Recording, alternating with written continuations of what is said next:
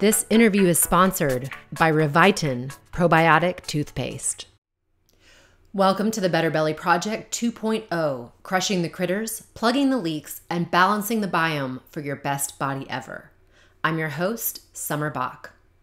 I struggled with my own gut-based issues for years before I figured out how to heal and seal my gut to get rid of my allergies, panic attacks, skin reactions, and digestive problems.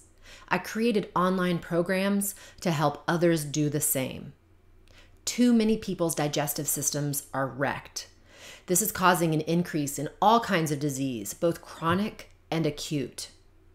It's not easy to be healthy in our fast food, too busy culture.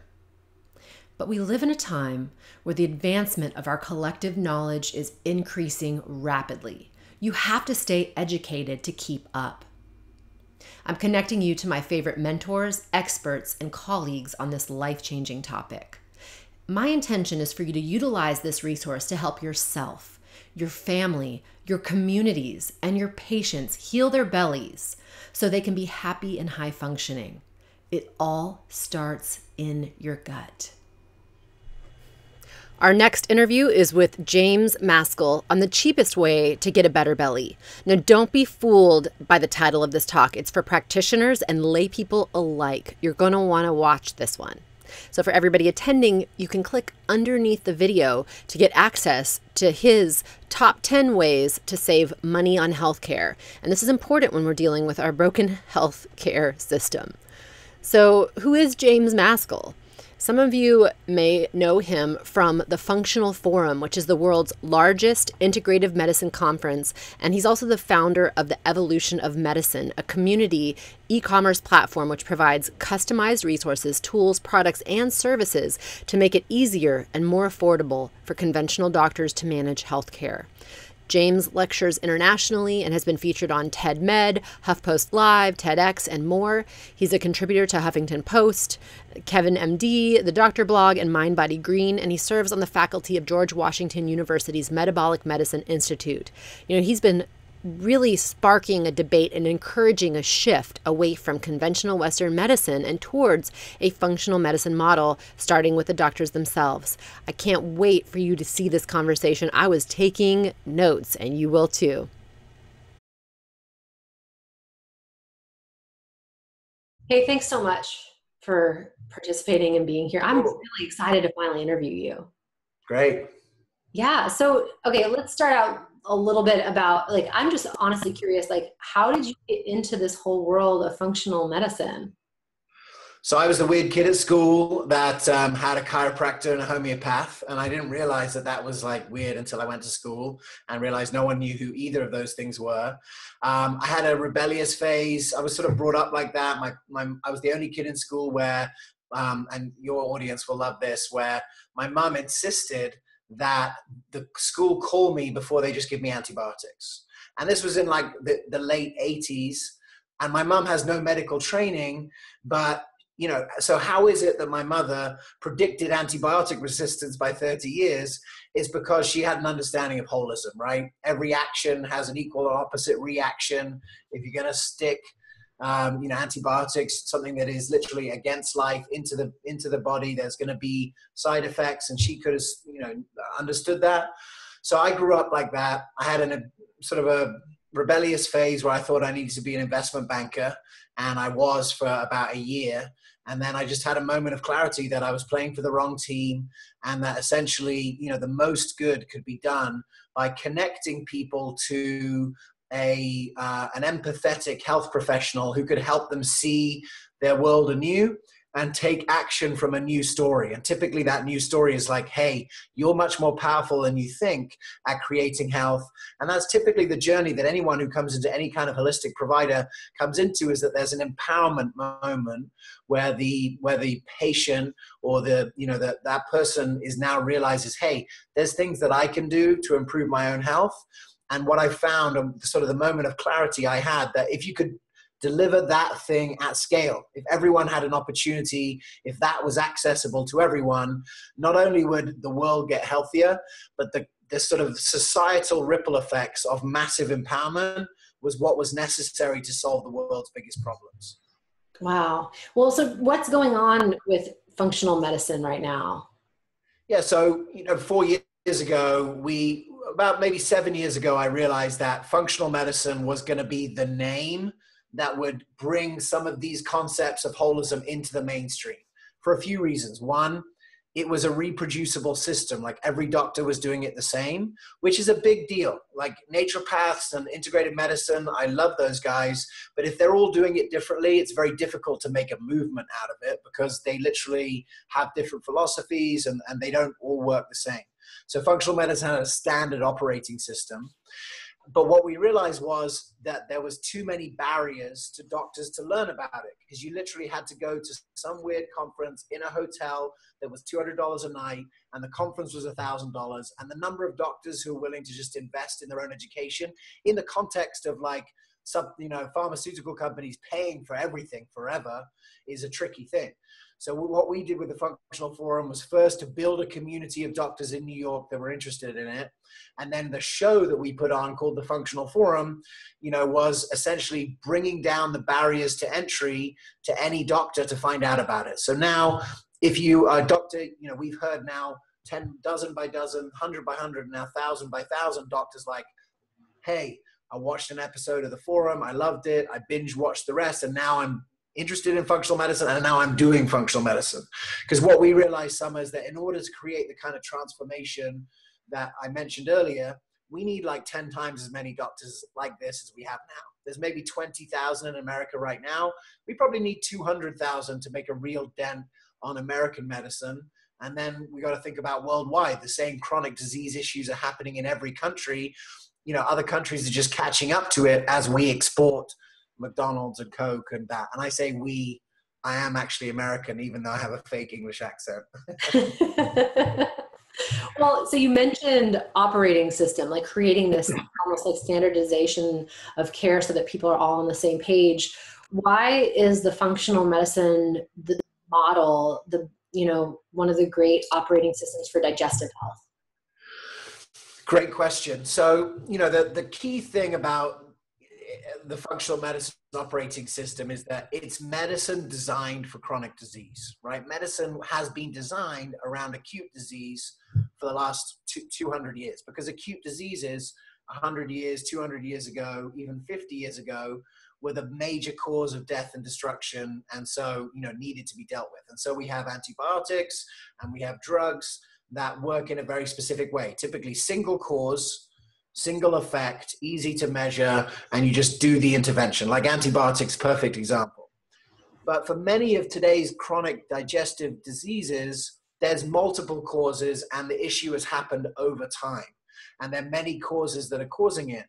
And also, the solution to it is not just a pill. The solution is actually the patient to participate in their health with reducing stress, eating the right things, understanding, their own signals that are coming from the body well enough to relate to those.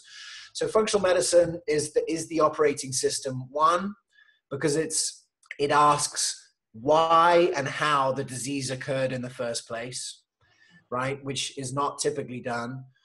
Two, we have an extensive timeline to be able to get to the root cause of the issue. So root cause resolution is a huge piece. And then the third piece is that there's a patient practitioner relationship and engagement that requires the patient to participate. And you can surely see that if the problem is eating junk food for 10 years, the solution cannot come from a pill. The solution has to come from re-education. And so that's a big part of it. And so, when we came across functional medicine 7 years ago, very few doctors doing it, demand and supply, so out of whack that, any doctor could really charge whatever they wanted for it, because, the very sick, the very green, and the very rich, were the only people that were available to it. So the first thing that we did was to be able to open access to doctors to say, hey, come and check this out. Like, this is a solution for most of the problems that your patients are having. And then the second piece that we've been doing for the last couple of years is now, how do we then allow doctors who realize that this is the right medicine to do, feel a moral responsibility to practice it because they see how well it works, but just need some help working out how to actually build a practice doing it. because you have to understand, like, as soon as you need the patient to engage, as soon as you have to spend way more time with the patient, you know, you need a different set of, you need a new model that gives you time with the patient. And time is one thing that in the current system, there's just not enough of. And so we've been reimagining these new models. And so we've been working over the last few years to help doctors build practices that make this affordable and accessible for everyone. Interesting. So because there's always that like dollars for hours model, where you can only do so many hours in the week. And then if you're asking a doctor to work with their patient for a longer period of time, they're lowering their income essentially. So like, what are some of the things that they can do? Like how is that evolving? What are they able to do?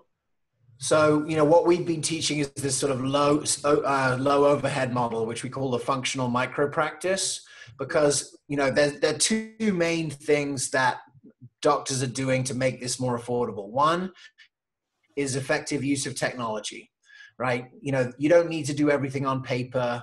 You don't need to educate one-on-one, face-to-face. Like, there's a lot of patient education in the process, but what we found is that doctors that use technology, use video, use email automation, can educate people outside of the time that they're spending at the doctor, right? If I'm only educating you in the time that I'm on the clock, like a lawyer, everyone knows what it's like to have a lawyer. You want to spend as little time as possible. So we saw that doctors who were charging in a fee-for-service model were inadvertently sort of being like lawyers, and inadvertently maybe not having the right relationship with the patient where they want ongoing engagement. And then the second thing is the use of what we call provider teams.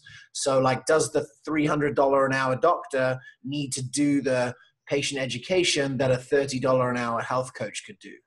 And so, it's about leveraging the time of the doctor for the doctor to really just do what the doctor's trained to do, which is to come up with the diagnosis and then to pass it to someone else on the same team who speaks the same language, who's skilled in behavior change, who can help the patient to do that. So that's what we've been doing from the doctor end for the last few years, with the goal of creating practices that have scale and more people can come in, but also, you can get to a reasonable price point, because it's very difficult to save money on healthcare if the first thing that you do is visit the most expensive provider, who then has access to all the expensive tests and everything else and is delivering those.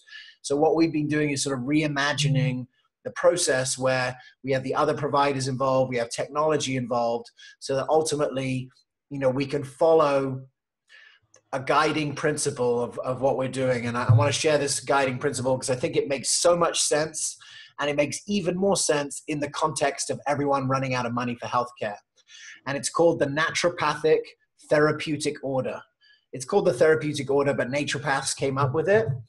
And this concept is a concept that I believe is the timing is right for, and everything else that I'm going to share on this talk about how to get the best outcomes at the lowest cost comes from this one principle, which is we start with the lowest cost, least invasive interventions first, and then we work our way up to the most costly, most intense interventions. So look at something like antibiotics, very costly and serious side effects. So that should never be the thing that we go to first, unless it's like an emergency. If it's close to death, fine. And there's an acute issue, that's what they were designed for.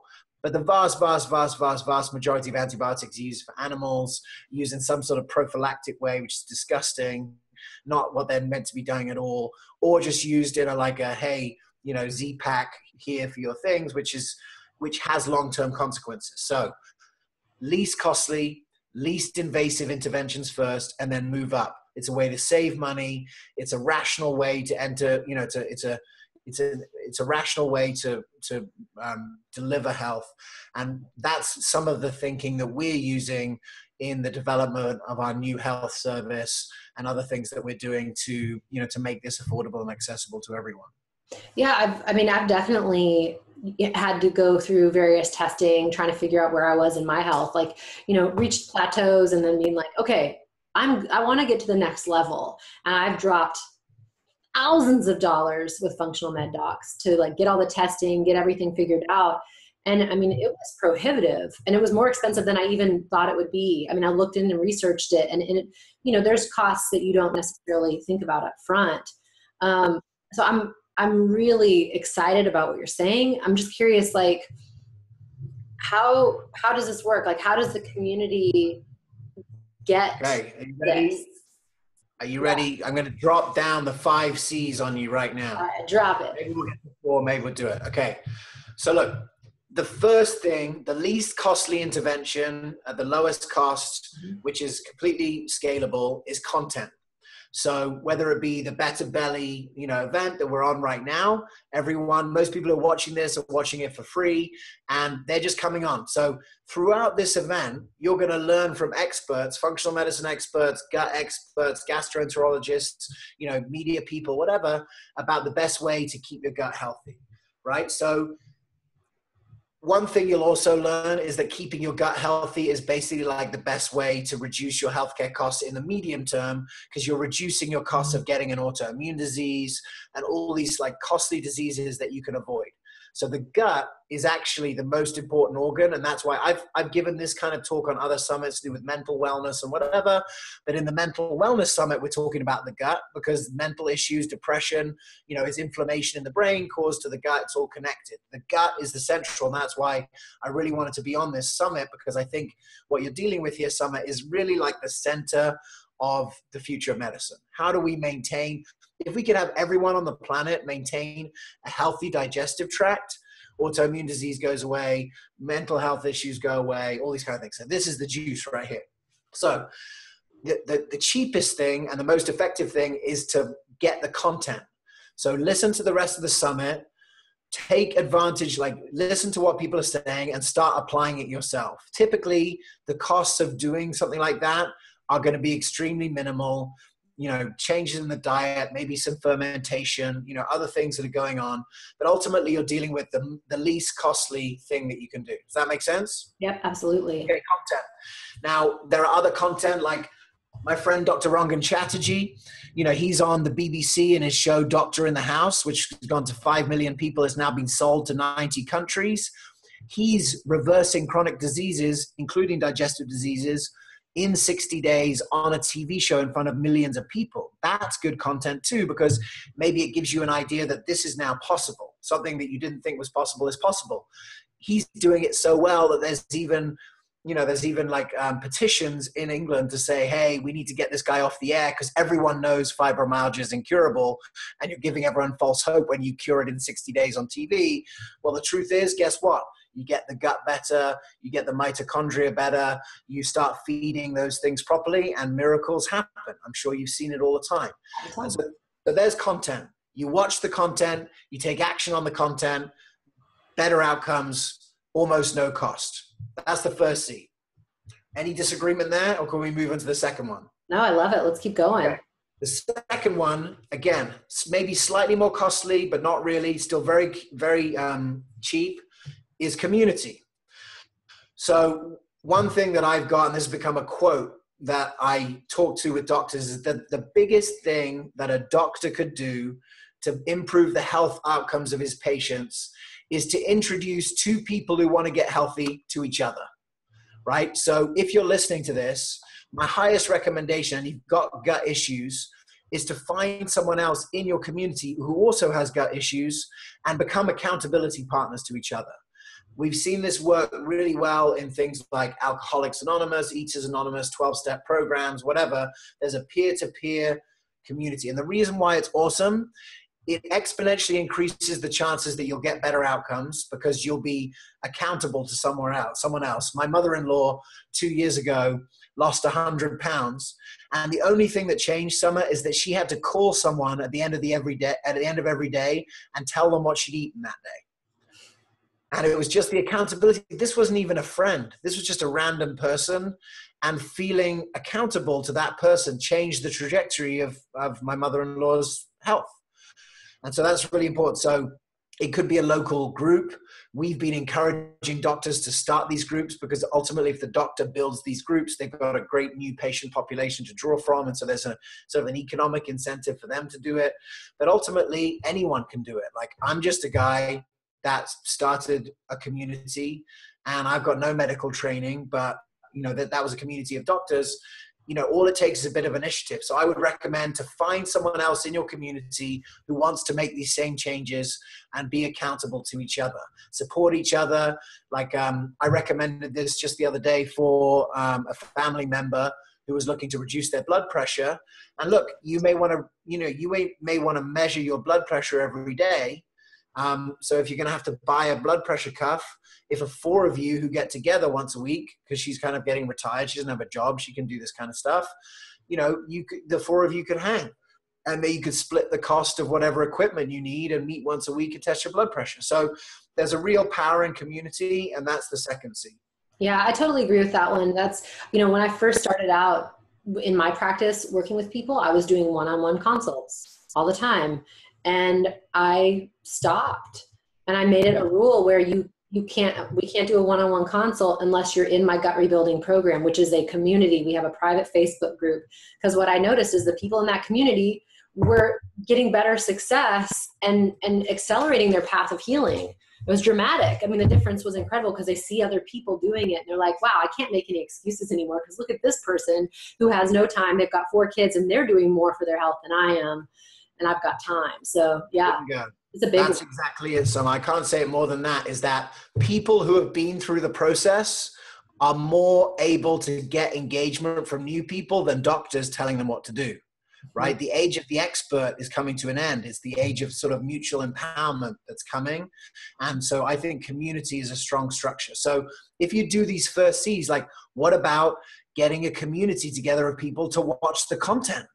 Now you've got a double powered, right? Doing things that are already healthy in community adds value. And I'll just add one thing to this.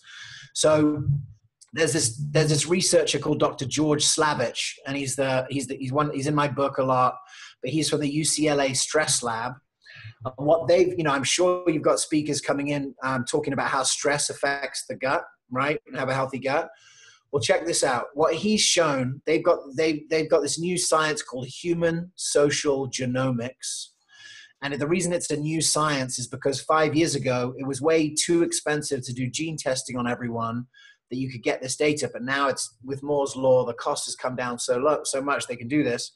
They found that social stress, i.e. the quality and quantity of your social relationships, is a bigger driver of all-cause mortality, death, and disease than what you eat, than whether you smoke, than how you exercise. And so, this peer-to-peer community is important clinically, not just for feeling good about yourself and for behavior change, but having a group of people that you have a good relationship with, where you're sort of going on a mutual purpose, is super valuable. And so you're getting the clinical value of the stress reduction, and then you're getting the value of whatever healthy behavior you're doing in a community. That's synergy, and that's real health happening. And so again, you can see better outcomes at lower cost. Let's use the things that are zero cost first before we go to the doctor, right? I'm loving this. All right, I'm curious, what's number 3? Okay, C, the third C is coaching.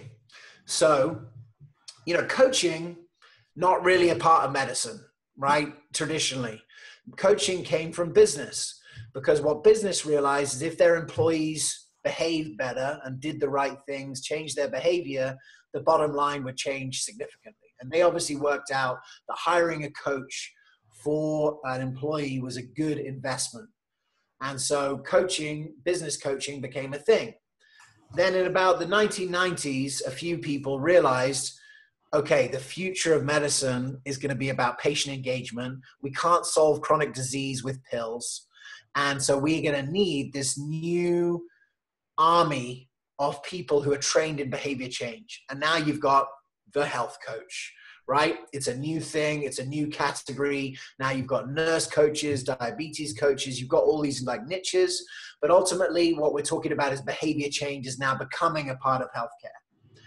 And the reason why the coach is super valuable is this value equation that I like to think about. So let's just say you've identified that you've got a gut issue, and that now you've identified that maybe through your own self-testing, through the content, you thought, oh, maybe gluten's an issue for you, and you've taken some time off gluten and your issues have gone away, and you need to work out how to live without it. right, for a period of time. So now you can start a community and you can start cooking together differently. But, you know, you need, you know, let's just say you've exhausted those issues and you're still finding some things in there. The reason why the coach is valuable is because we want to look at value in healthcare.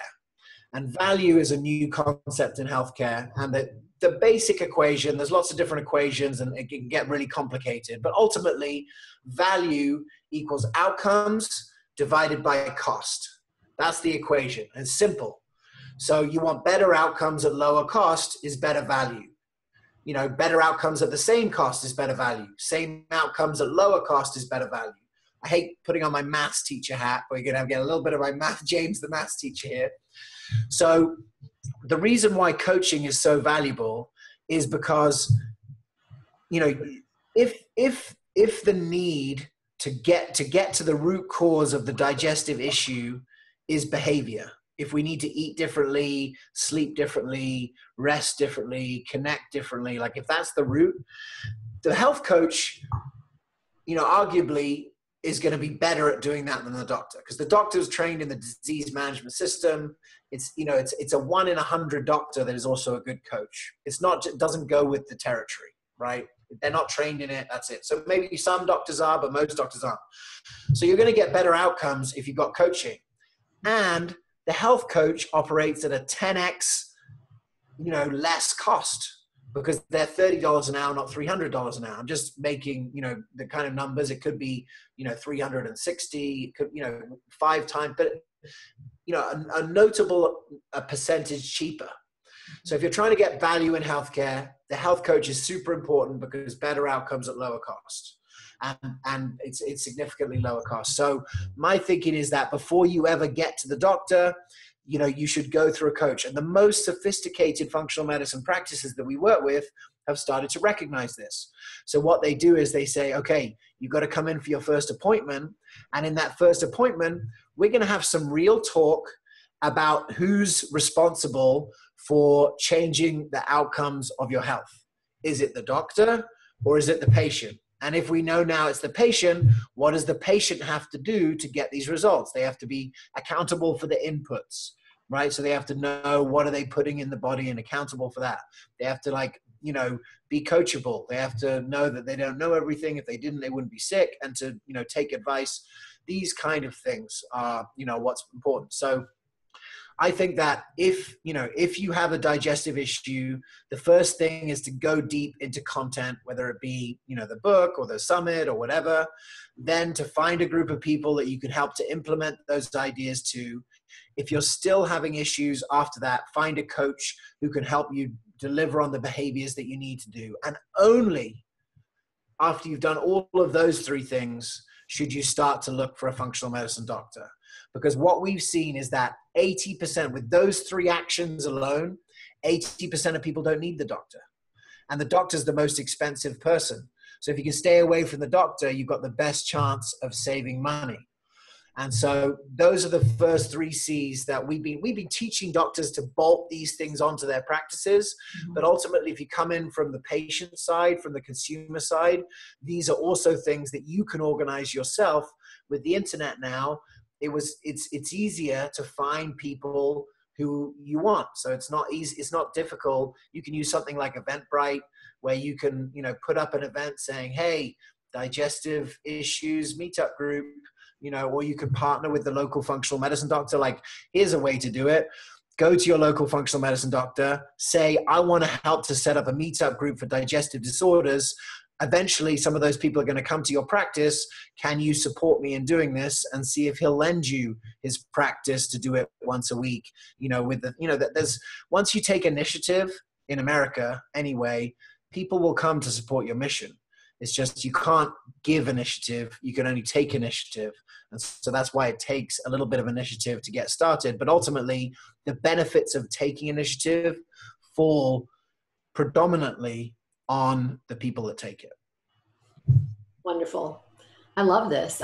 This is exciting. I mean, I think that what you're saying too, it's like changing the responsibility of the patient or the client, just like helping people realize that their health is their responsibility ultimately. I mean, that's the ground zero of this, which I think is brilliant.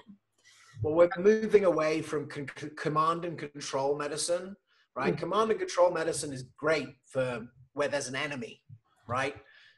And there's been an enemy, the bug, this other thing outside of us.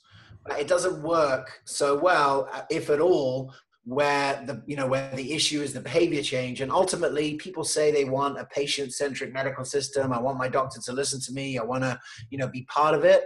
Okay. Yeah. You got to be part of it. You got to do stuff. You got to play, you got to pay attention. And ultimately no one else can reverse your issue apart from you. Look at something like diabetes, right? Metformin does not reverse diabetes, cannot reverse diabetes. There's literally no mechanism for that to happen. However, look at companies like Virta Health. If you see virtahealth.com, it's a massive online diabetes clinic, and all they're doing is engaging people into healthy behaviors and have coaching and diets and whatever, ketogenic diet. It's working. It's working at scale. Those guys are tracking their outcomes because they're in Silicon Valley. And in 5 years, it's going to be a no-brainer to use a service like that for type 2 diabetes rather than just going to your regular doctor who is not even aware of the possibility that diabetes is reversible. And you can insert diabetes, take out diabetes and say IBS, IBD, colitis, Crohn's. Like, these are things that people generally don't think are reversible, but I know that Summer, that they are, because people are reversing them in your community, right? Absolutely. There you go. Yep. Content. Okay, so what does that make number 4 then? So the last two are really like, okay, now we need to exhaust all the things going up to it. So number 4 is care, the care of a doctor. And so first of all, I don't recommend getting into the care of a functional medicine doctor unless you've done these things before, because ultimately the functional medicine doctor is going to go, okay, we'll do the whole intake. Hey, by the way, you should be doing all this other stuff, right? They're going to push you back to it, and they're going to insist, or they're going to have someone in their clinic that helps to do that. But ultimately the expertise of the functional medicine doctor, it lives squarely in getting to the root cause of the condition. So like, for someone who has Crohn's and colitis, where they're actually on maybe biological medications, they need to do all the lifestyle stuff first.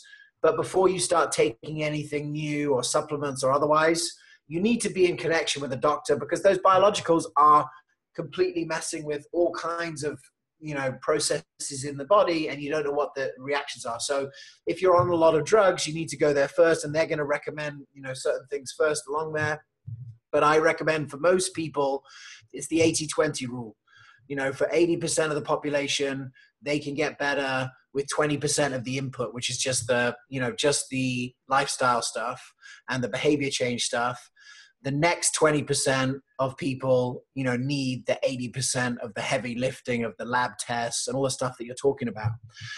So that's it. So care is the next C, and you're going to see a doctor. But what we found, and I just want to get into in the context of how to reduce cost, right? A lot of the things that you're paying for, if you just walk into a doctor's office, you can get way cheaper if you act like a consumer and you're empowered. As an example, if you walk into your regular doctor's office or even your functional doctor's office and you give your, insurance card and you say, hey, here I am. We're living in a world of high deductibles now. Everyone who had an awesome health insurance plan 5 years ago now has a slightly less awesome, much higher deductible plan. So ultimately, if you got a $5,000 deductible plan, you're spending that first $5,000 a year. It's cash. It's a cash market. So how do we find value in the healthcare system? First of all, do the free stuff first.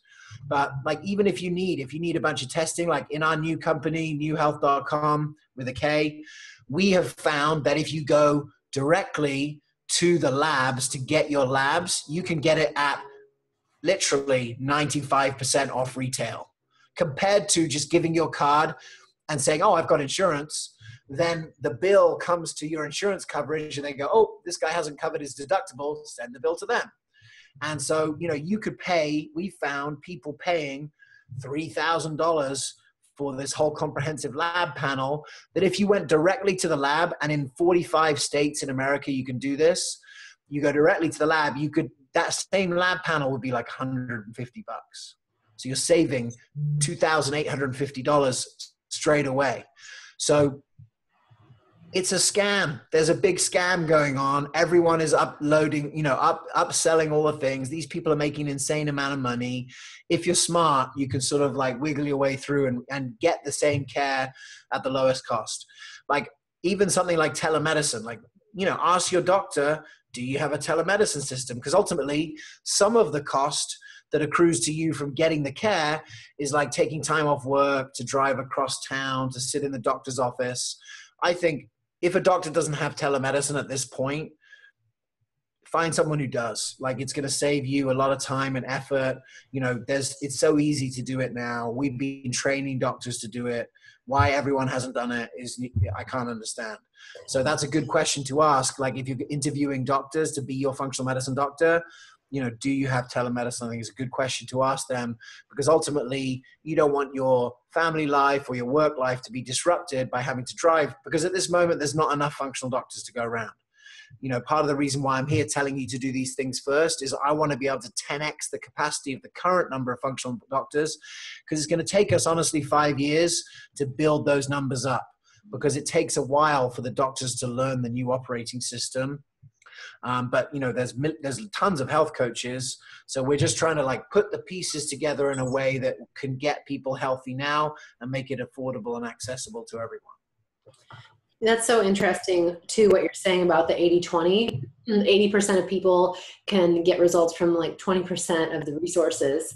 And, there's also this statistic that 80% of disease is caused by stress, right? Like, so handling stress, which is often a behavioral based, like repercussion, I suppose, could be dealt with so much easier with those first 3 C's by far. Yeah. Yeah. Okay. So then 5, what's number 5? You have care, and then what?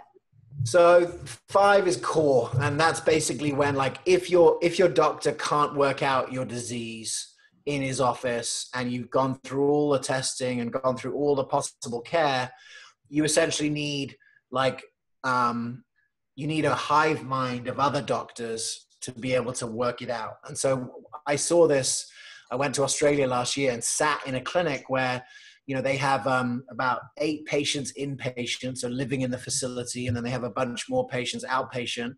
But each week, these 15 doctors get together in a ground rounds and discuss the cases. And there was so much amazing brain power being put towards these cases. And you could see having like a Chinese medicine person and a gastroenterologist and a naturopath and a coach all thinking about this one gut issue ultimately was creating incredible insight.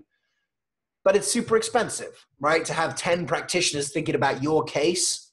Let's make sure that that's the very bottom of the funnel and not, pouring in the top. And the way that we can, reduce those numbers is to do all the other C's first. But that's the C. So normally when I'm talking to doctors, I'm starting at that C and then moving out. What is that C again? Core? Core, like a core. So like a place where doctors can go to take their hardest cases for review from either more experienced doctors or doctors who are serious. And we're building that at the Evolution of Medicine, a core where you can go with tough cases where more experienced clinicians can weigh in. And it's kind of a community of functional medicine doctors who are solving the hardest problems to solve as a community. I love this. I think this is such a great conversation to start. I love your practicality. It seems like you almost have like this engineer brain on and like a viewpoint of this world that so many of us are working in, and you're kind of out here looking down on it, being like, okay, guys, I got a great idea for us to rally in this way. So I appreciate that. I appreciate that. And look, it comes from a fortunate history where I've played kind of all these roles, not the doctor role, but like I've been the patient. I've seen what it's like to be that. I've run a practice with all these practitioners. We've built the biggest meetup, and we've had like literally thousands of conversations. Like most doctors are having sort of an N=1 experience to their medical. They may go to conferences and speak to other people, but ultimately it's just their practice and they're working it out. In the last 12 years, between me and my business partner, we've interviewed 10,000 doctors, 5,000 doctors. We see what it's like to be a doctor in that space. And so, yeah, you're right. Like most people who are thinking about the kinds of things that I'm thinking about also happen to be doctors and have a day job treating people. I'm fortunate not to have that. And so, yeah, Summer, we're trying to create, we think that there is an opportunity right now to build something that is completely transformative for the next era of medicine, that is patient-centered, that is technology-driven, that is better outcomes at lower cost, and that essentially saves not just medicine, but all the things that are hoping that medicine is going to be able to deliver. How many businesses are going to go bankrupt from healthcare costs? How many sovereign nations are going to go bankrupt from healthcare costs? It's the biggest problem of the next 20 years.